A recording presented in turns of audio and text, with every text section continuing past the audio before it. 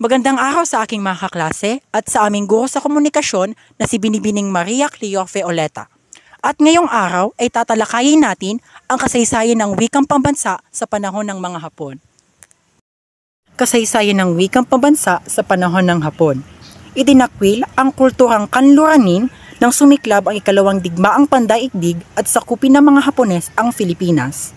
Sang-ayon sa ipinatupad nilang Greater East Asia Co-Prosperity Sphere, isinulong ng mga Hapones ang pagtangkilik sa Tagalog at Nipongo bilang mga opisyal na wika, habang inalis ang impluwensya ng Ingles sa pamamagitan ng Ordinansa Militar bilang 12 seksyon noong 1942. Sa pagbubukas naman ng ikalawang republika, itinakda ng Saligang Batas ng 1943 ang pagsasagawa ng pamahalaan ng mga hakbang tungo sa pagpapaunlad at pagpapalaganap ng Tagalog bilang pambansang wika. Inilabas din ni Pangulong Laurel ang kautosang tagapagpaganap bilang 10 na nagtakda ng pagtuturo sa pambansang wika.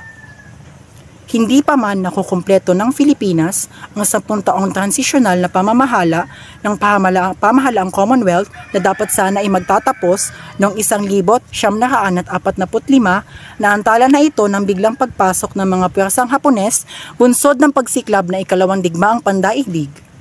Noong ika-7 ng Disyembre 1941, binomba ng Hapon ang base militar ng Estados Unidos sa Pearl Harbor, Hawaii, na nagpasimula ng digmaan ng dalawang bansa sa bahagi ng mas malawak na ikalawang digmaang pandaigdig.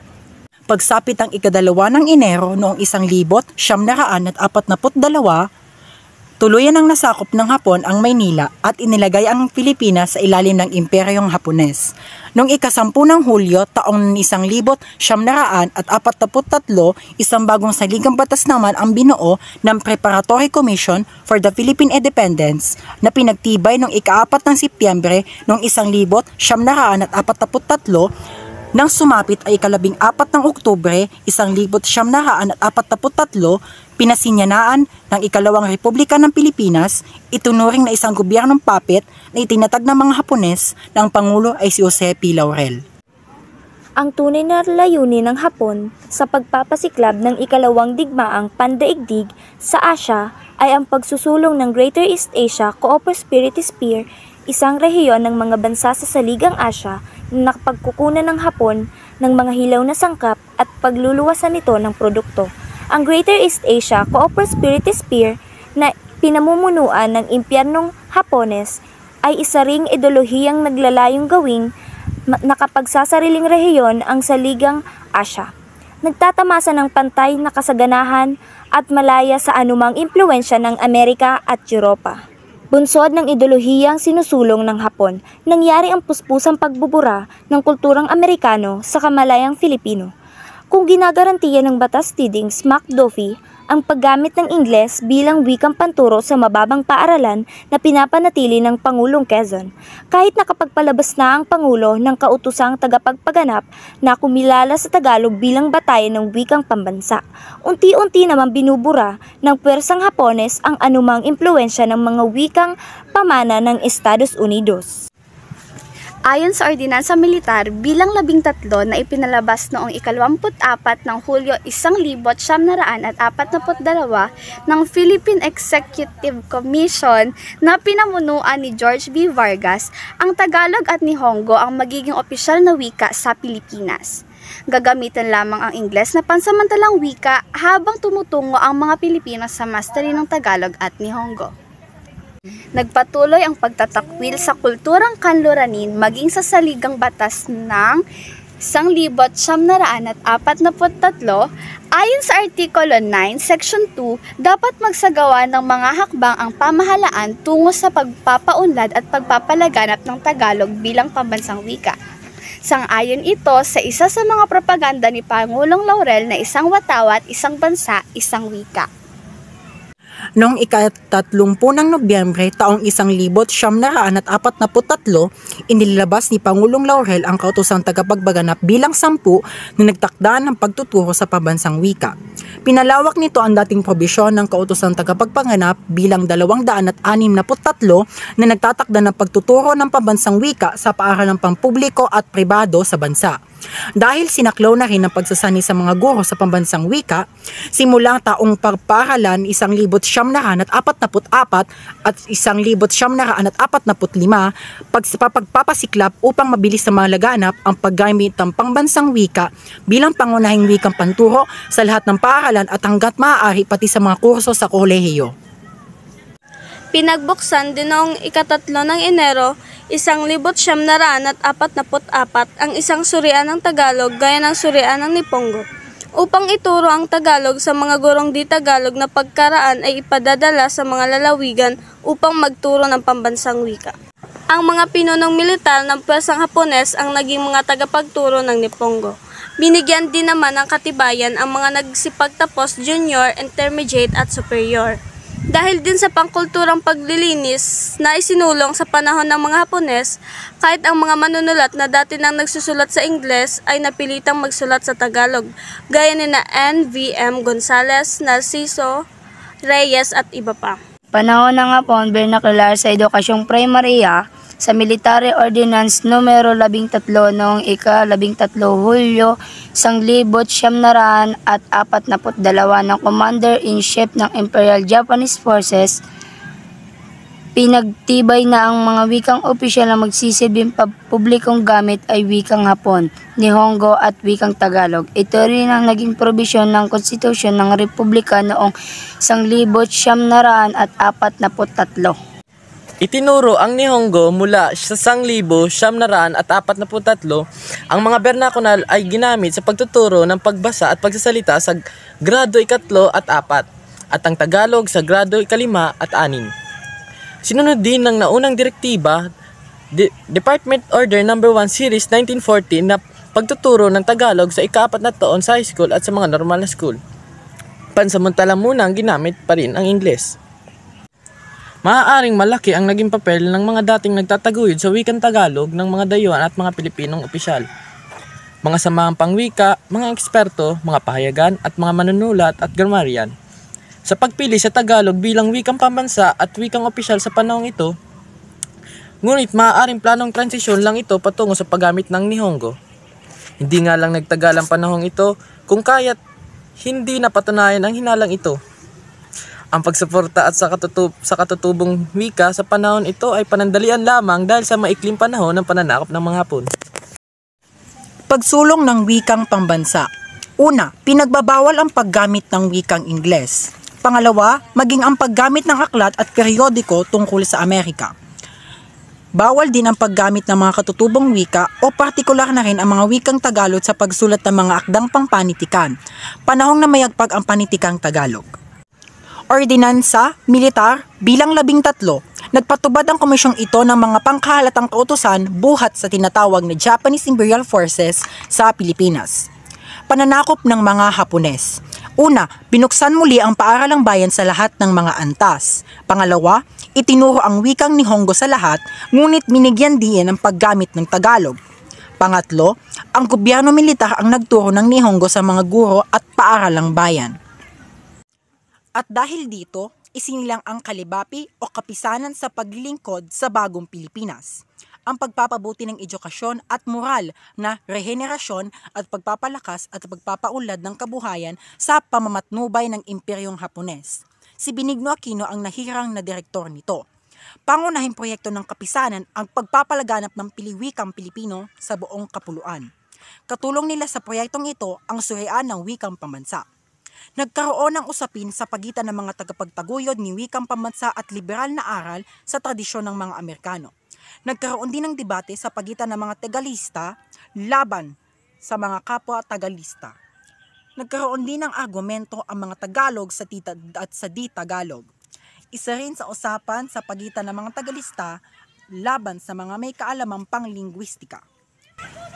Surian ng wikang pambansa. Si Jose Villa Panganiban ay nagturo ng Tagalog at mga Hapones at hindi Tagalog. Assured to the national language, iba't ibang formularyo ang kanyang ginawa upang lubos na matutunan ang wika. Sa panahon ng mga Hapones, nagkaroon ng mas sigiang talakayan tungkol sa wika. Marahil ay dahil na rin sa pagbabawal ng mga Hapones na tangkilikin ang wikang Ingles, napilitan ang mga bihasa sa wikang Ingles na matuto ng Tagalog at sumulat gamit ang wikang ito. Wikang pambansa sa panahon ng Hapones. Itinuturing ito ng marami na gintong panahon ng maikling kwento at ng dulang Tagalog. Ang wikang Ingles ay pinagbawal gamitin ng mga Hapones kung kaya't ang nagtamasa ng bunga ng pagbabawal na ito ay ang panitikang Pilipino sa wikang Tagalog. Sinunog din ang mga aklat na nasusulat sa Ingles upang masiguradong hindi nilikha kanlurang idea ang panitikang nilikha. Pinagagamit ang mga katutubong wika, lalo na ang Tagalog, na mayagpag ang panitikang Tagalog. Itinuturo ang wikang Nihongo sa lahat ng paaralan, subalit binigyang diin ang wikang Tagalog. Sumisentro sa buhay sa lalawigan o pagsasaka o pangingisda. Ugali ng mga Hapon na magsipag magtrabaho. Sumisentro sa pagkamakabayan, pag-ibig at kalikasan, pananampalataya at sining. Ugali ng Hapon, pagiging tapat sa kanilang bansa at pagkakaroon ng dasal sa sariling bansa. Tema ng panitikan sa panahon ng Hapon. Sa buwan ng Enero, 1942, sinakop ng mga Hapon ang Pilipinas. Naganap ang pambobomba ng Pearl Harbor sa Hawaii at binomba na rin ang Pilipinas. Nang dumating ang mga Hapon, pinamartsa nila ang mga sundalong Amerikano at Filipino sa kanilang nabilanggo patungo sa Camp O'Donnell. Puppet President. Ang naging pangulo sa panahon ng Hapon ay si Jose P. Laurel. Ang kanyang naging papel ay sumunod sa kahilingan ng mga Hapon. Co-Prosperity Sphere for Greater East Asia. Layunin ng Japan na pagbuklarin ang mga bansang Asyano sa ilalim ng kanilang pamumuno upang paunlarin ang aspektong panlipunan, pampolitika, pangkultura at pangkabuhayan ng rehiyon. Sa komisyong ito, nabuo ang iba't ibang mga ordinansa. Ito ang Philippine Executive Commission. Isa sa mga ito ay ang Ordinansa Militar bilang 2 at ang itinatag nito ay ang Japanese Education Policy na naglalaman ng iba't ibang patakaran para sa edukasyon ng mga Pilipino. Itinatag naman ng Ordinansa Militar bilang 13 ang Nihongo at Tagalog bilang pambansang wika. Kapisanan ng paglilingkod sa bagong lipunan o kalibapi. Layunin nito ang mapabuti ang edukasyon at mapaunlad ang kabuhayan ng Pilipinas. Ang pinakamahalagang layunin nito ay palaganapin ang wikang Tagalog. Maikling kata. Isang maiksing salaysay hingil sa isang mahalagang pangyayaring kinasasangkutan ng isa o ilang taon at may iisang kakintalan o impresyon lamang. Halimbawa nito ang kwento ng Kalabaw at Kambing, Huling 5 Oras, Ang Sapateho at ang Mga Duwende, Bakit Mataas ang Langit, Ang Aral ng Damo. Tutong maghimagsik ang mga Pilipinong namulat ang damdaming makabayan dahil nakaranas ng pang-aabuso ng mga mananakop. Sa paraang ito, mas napatatag ang katipunan at naitala ang kartilyang katipunan. Nagkaroon ng usapin sa pagitan ng mga tagapagtaguyod ng wikang pambansa at liberal na aral sa tradisyon ng mga Amerikano. Nagkaroon din ng debate sa pagitan ng mga Tagalista laban sa mga kapwa Tagalista. Nagkaroon din ng argumento ang mga Tagalog sa di-Tagalog. Isa rin sa usapin sa pagitan ng mga Tagalista laban sa mga may kaalamang panglingwistika. Di lamang sa literatura, ngunit sa larangan rin ng sining ay nagkaroon ng pagdami ng media sa wika ng bawat rehiyon. Sa kadahilan ng maraming negosyo ng mga Amerikano ang naipasara tulad ng sine at teatro, naglabasan ng mga reproduksyon ng dula na may Filipinong interpretasyon. Ang mga manululat tulad ni Jose Maria Hernandez at Julian Cruz Barmaceda ay nakilala sa kanilang kausayan. Ito naman ang tinatawag na language brief. Itinaguyod ang language brief bilang isa sa pamamaraan ng mga Hapones na bigyan diin ng paggamit ng Tagalog di tulad ng ibang mga bansang nasakop ng mga Hapon tulad ng Taiwan at Korea, kung saan nabigyan diin ng Nihongo. Kaakibat nito ng pagbubukas ng mga pampublikong paaralan sa lahat ng antas, sinasabing nahahati ang sistemang language brief sa 3 uri: junior, gitna at nakatanda. Ang pagbabagong dala ng pasistang organisasyon o puppet government ng mga Hapon, kalibapi o kapisanan ng paglilingkod sa bagong Pilipinas ay ang pagpapalaganap ng wikang Filipino sa mga kapuluan. Nadala nito ang mga sumusunod na pagbabago. Una, natutong magrebelde ang mga makabayang Pilipino kapag iniinsulto ng kanilang mga mananakop. Kaya mas naging matatag ang mga nasyonalistang organisasyon. Pangalawa, nagkaroon ng debate sa pagitan ng mga tagapagtaguyod ng pambansang wika at mga liberal na pag-aaral sa tradisyong Amerikano. At panghuli, nagkaroon ng pagtatalo sa pagitan ng mga Tagalog tungkol sa tamang paggamit ng Tagalog, nakipaglaban din ang mga Tagalog sa mga herehiyong hindi pabor sa paggamit ng Tagalog. Sa muli, maraming salamat sa pakikinig sa aming talakayan at sa aming ulat ngayong araw. Naway kayo lahat ay natuto at nasiyahan sa aming pag-uulat sa kasaysayan ng wikang pambansa sa panahon ng mga Hapones. Maraming salamat.